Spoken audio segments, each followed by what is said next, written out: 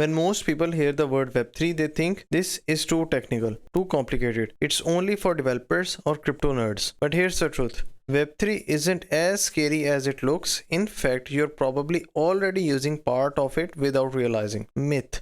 Only coders and blockchain developers can use Web3. Reality. Today, many Web3 apps are designed to feel just like regular apps. For example, you can send crypto with wallet in the same way you use PayPal or Cash App, or join a DAO as easily as signing in up for Facebook group. Yes, the tech behind is complex, but user experience is becoming simpler every day. Myth. Web3 just contains coins and overpriced JPEGs. Reality. Web3 is about ownership and control. Think about it. In Web2, companies like Facebook or Google own your data. In Web3, you own your identity, your digital assets, and your community memberships. NFTs aren't just art. They're tickets, certificates, and even medical records. And tokens aren't just investments. They represent voting rights or access to services. Myth. Web3 is only scams and hacks. Reality. While scams exist, just like in email or online shopping, the foundation of Web3 is actually more secure.